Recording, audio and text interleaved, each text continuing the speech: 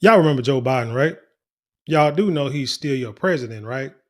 Well, I believe the Democrats, we've all been saying that Democrats have been lying about his condition, his mental health, his physical health, and they swerving down. And they felt that this man could run for another 4 years, but let's hit it.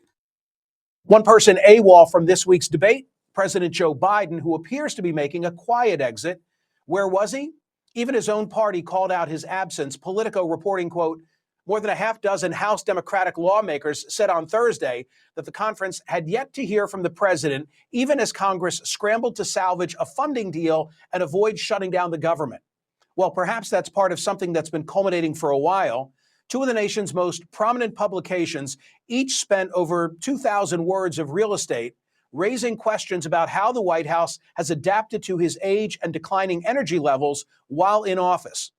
The New York Times describes this moment as a weary Biden heads for the exit, focusing on his efforts to secure a legacy while confronting the limitations of time. Meanwhile, the Wall Street Journal offers a deep dive in how the White House functioned with a diminished Biden in charge, detailing how meetings were tightly controlled, access limited, and staff took on heightened roles as go-betweens. Joining us now on the phone is Annie Linsky, the lead author of that Wall Street Journal piece, who also wrote about the impact of Biden's age and how his inner circle kept it under wraps back in June and had taken a lot of heat for what she wrote then. Annie, from you, I have learned in this recent investigative piece that concerns existed really from the get-go of the Biden term. Explain. Yeah, that's right. And good morning. It's good to be here. One of the key findings in our piece was that in the very early months of the Biden administration, aides told people seeking meetings that the meetings had to be short and they had to be focused. And they said this to people, top officials seeking meetings with the president. They said the reason is he gets tired, he makes mistakes. So we need to keep it short and we need to keep it focused. So you don't mean to tell us that from the very beginning, this dude was showing signs of not being capable or able to run the country. Y'all do know the more responsibility that you have as a leader, the more that it takes a toll on your mental and physical health. You could be the head of household and you're going to get gray hairs if you're married and you have kids and you got to pay bills. You can be the manager at McDonald's, on a nursing floor, hospital wing, anything, any kind of Fortune 500 company. Look at, what was it, Barack Obama, from the time he went into office to the time he left, and you saw it. I mean, he aged. I mean, people age, but they say he aged a lot in those 8 years, man. It can be a lot. Shoot, I was always talking about my little short tenure as being a manager of a clinic, and people ask me now, like, would I ever go back or do I want to do it? And I'm like, nah, man, because it's a lot. I mean, you can get paid good money, but it just sometimes it ain't, the money ain't worth it because it's a headache, man, and everything falls on you, and it's a lot of responsibility. Not saying that I couldn't do it, not saying that I couldn't get the job done. The thing is do I want that headache, man? Like I say, shoot, being a leader, and you talking about being a leader of the free world, that's a lot. And they saying he showed signs from the beginning of problems, and they wanted us, the American people, to believe that he would be able to run another 4 million to lead another 4 years. I mean, you got to be kidding. From your piece, I'm going to put on the screen and I'm going to read aloud. Presidents always have gatekeepers, but in Biden's case, the walls around him were higher and the controls greater, according to Democratic lawmakers, donors, and aides who worked for Biden and other administrations. There were limits over who Biden spoke with, limits on what they said to him, and limits around the sources of information he consumed. Expand on that. Yeah, way that the Biden White House functioned is there was a hard sell around the president, and that sell just got thicker. And Who that woman is, or his wife, the one who's like leading his campaign to destroy the Democratic Party. Think about this. Y'all realize that the Democrats had two candidates running for president in this election cycle. Neither one of them were trusted to be able to hold a debate against Donald Trump, let alone able to answer questions, going to different newscasts and being interviewed by different publications. Democrats had no way of winning this. I'm sorry. harder over time. He was not speaking regularly with some key cabinet members, including his Secretary of Treasury, his Secretary of Defense, we found. And he was not always getting the information. He was not always getting, his news clippings did not always include some of the negative stories. There was a big effort to make sure there were lots of positive stories about a particular event. So there was a limit to the information he was getting. And instead of meeting with some of these people, he was getting briefed by his staff. And the problem with that is you have a filter. Even the most well-meaning, well-briefed staff member is still a filter. And we just found that wall meant that the president wasn't necessarily getting a complete view of information that was happening in the world, but also top Democrats and the Democratic elites in this town and in this country were not getting a full sense of Biden himself and his decline. Respond, please, to the criticism, and I'm sure you've seen it in the comments. There are thousands of comments that are appended to your reporting in the Wall Street Journal. And many say, why are we only being told this now? Was there a cover-up? Why did the media not tell us sooner? Yeah, I have read that. I've gotten some emails to that effect as well. Look, at the Wall Street Journal, we pushed hard on this topic. We were the only outlet that really got behind Y'all this. see that? That's when he was. Let's see. Can I go back? That's when he was asleep over there in Africa, in the Congo, or some convention. And he had his eyes closed for like a few minutes while they was up there talking. It shows you that he was not. It's just proof that the president does not run the country. Bottom line, you got elites out there that make all the decisions, and the president is just a face of all of that. And unfortunately, you have a face that was incompetent, which is why Kamala Harris was not going to win, because she was following this guy. That was probably one of her biggest mistakes, is that she following this guy. And then she's going to say that there was nothing that she would have done differently than what Joe Biden would have done. Well, shoot, if Joe Biden doing things and he's like incompetent, why in the heck should we trust in you to do something? Effect as well. Look, at the Wall Street Journal, we pushed hard on this topic. We were the only outlet that really got behind the scenes in doing reporting about what was happening in the White House. And some of our competitors did really good stories. I mean, Axios was really on top of this. The New York Times was on top of this. But we had the most complete reporting before the debate. And it was a real, the White House pushed back very hard every step of the way. And I know that my competitors felt that pushback when they were doing similar stories. And, it was an enormous amount of pressure coming from the most powerful institution in the world. But that is what we do. That's what we do at the Wall Street Journal. We are there to follow and find the truth. And so, I'm very proud of the reporting that we've done, and we continue at it. And Annie, I noted in the introduction that before the debate, in June, before the debate, you wrote on this subject. And I remember at the time there was a lot of blowback directed toward the Wall Street Journal for having written that piece. I was left wanting more information in your most recent story about Jill Biden, the First Lady, and Kamala Harris, the Vice President. There wasn't anything about either, what they saw, what they did, how they may have acted to protect this issue. And I'm wondering if Jill Biden didn't like Kamala Harris from the jump. I mean, hearing stories that the Democratic Party didn't want Kamala Harris to be his vice president. Matter of fact, during this presidential election, they were saying that he needs to choose a different vice president to run for president. But then all of a sudden, you kick him out and then you boost her up. I don't think they felt that she was going to win. I think they saw the money and they wanted to use that money in order to pay other people to get that money back into circulation. I'm always saying politics is legalized money laundering. You've got to know that.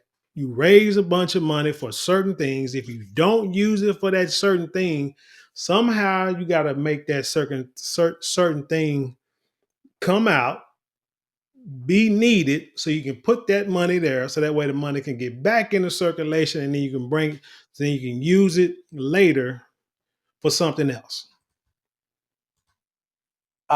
Potential incapacities of the president, I think, is how I would loosely describe it. What can you tell me about Joe Biden and Kamala Harris? I think those are good questions, and that I think there's more reporting that needs to be done in both areas. But I also want to point out that you were among one of the few journalists in this business who took their initial reporting very seriously. And I deeply appreciate that. And I wanted to make sure that you know how much that was appreciated in those initial days when our reporting was met with more skepticism than kind of an open mind. Well, I'll tell you what I remember. I remember the whole Robert Hur interview. I remember the transcript being released, and it was evident that the president was struggling for his responses, which then caused her to assess the president. I'm doing this from memory as a sympathetic older guy who's forgetful. But what I learned from the Journal this week is that that's exactly how the president was in his prep sessions. What am I making reference to? Yes, that's right. Our reporting showed that the president spent, several hours a day and about a week ahead of her interview. So this is in October 2023, prepping for that interview.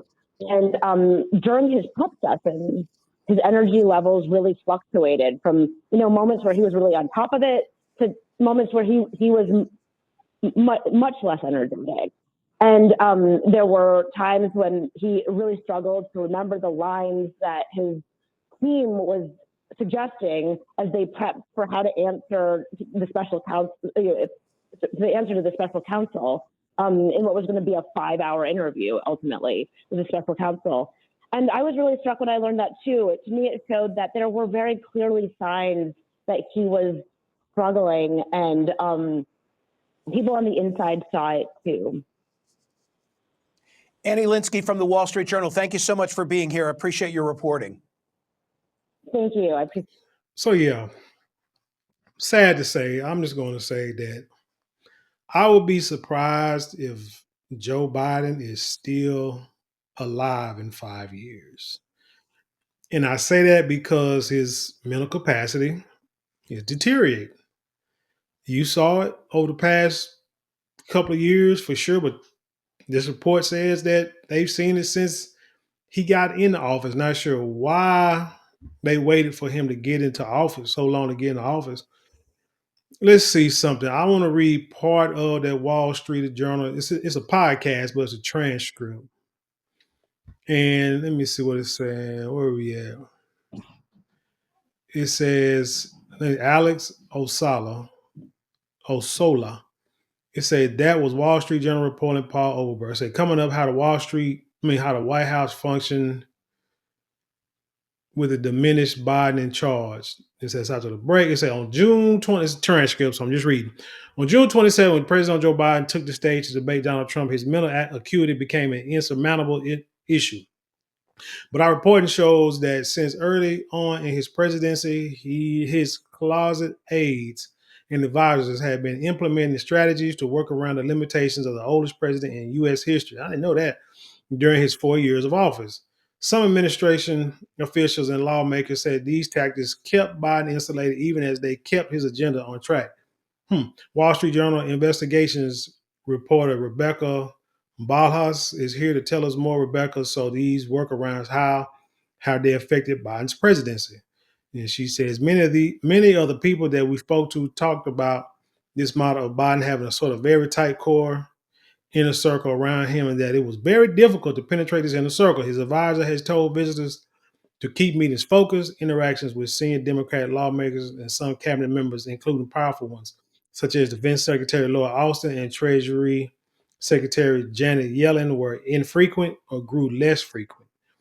Biden has always operated with a core set of advisors around him. That's how he likes to organize his offices ever since he was a senator. In addition to that, he took office when COVID was raging. Did he catch COVID a couple of times? So that probably messed him up too. And as the oldest president in U.S. history, his staff was very concerned about him catching the virus, and they wanted to limit in-person interactions with him. But what we saw here, I remember working with having a nurse in the clinic where that she couldn't work on certain days or 2 days in a row because on Tuesdays, Thursdays, and Saturdays is when we took care of known COVID patients, and she couldn't work that shift, so she had to work Monday, Wednesday, Friday, just because of her age. So I see what they mean by he can't because of his age he can't be around people like that. They say, but when we saw say, but what we saw was that that shell was sort of constructed for the pandemic was really never fully taken down, and his advanced age and the power that he had attained hardened it. How typical really is it for a president? Because I imagine, yeah, presidents are busy, they're hard to reach, their meetings are short, and they're focused. Is that atypical? And Rebecca says it's a great question. Many parts of this there are certainly typical. Of course, you're meeting with the president. Of course, you should keep the meeting focused. Of course, not everybody who wants the president's time to get his time, but people who have worked for Biden's administration, but also for the previous administration, said was just that everything was more so in this one. And then Alex said of the things I found interesting in the piece was about Washington Democratic Congressman Adam Smith. He tried to share concerns with Biden before the U.S. withdrew from Afghanistan in 2021. What happened there? Rebecca says Smith was at the time the chair of the House Armed Services Committee, and he was concerned because he believed that the Biden administration and Biden specifically was making overly optimistic comments about how the operation might go. He tried to speak to Biden directly to share his insights about the region, but he just could not get on the phone with Biden. And in the end, he ended up publicly making some criticism how the pullout had been handled. He got an angry phone call from the Secretary of State, and it seemed like he sort of gave it right back to him. And in the end, Biden called him to apologize, and it's the only phone call that Biden made to Smith in his 4 years in office, which is a pretty remarkable detail. And then it goes on. The White House all along has maintained that Biden is in great health. They said he's not declining, that he has a very accomplished record as president, that he often solicits opinion from outside experts, that it's normal for senior White House staffers to have these sorts of high-level meetings, and that they are just executing Biden's agenda and his direction. So they're very much playing down the degree to which any of this is unusual, and are saying this is just how any standing administration operates. Man, that dude was declining from day one, and they put him in office. And you wonder why people are tired of Democrats and why you see a lot of states and a lot of cities going red in this past election. Yep, it's Donald Trump. A lot of people don't like Donald Trump. But when you give us these two options, that's what you gave us. That's what you always wanted to have. Democrats and Republicans can't have an independent, can't have a Tea Party, can't have anybody else, Green Party or whatever. But now it done came back to bite you in the butt because you gave us this option. Joe Biden, somebody who's incompetent of running for president. And that's what you wanted us to back. And then he couldn't do it. So then you went and got Kamala Harris, who you said in last year didn't even want her to be the vice president. Didn't even want Joe Biden to put have a run with him as a vice president. And you want us to trust y'all. Democrats are going to have to revamp revamp their plan because it ain't working, and they keep it like that, it'll never work. But anyway, tell me what you think about this story. Leave your comments below, share it with the world. Let's have intelligent conversation. Don't forget to like, share, comment, and subscribe. Those 4 things cost you maybe a couple of minutes out your day, but it means the world to us here. Don't also, you can give, if you want to support financially, you can get a super thanks, super chat, super stickers, or you can look in the description box, and there are links there you can click on to help support us there. With that being said, I leave you in peace, and I'll see you on the other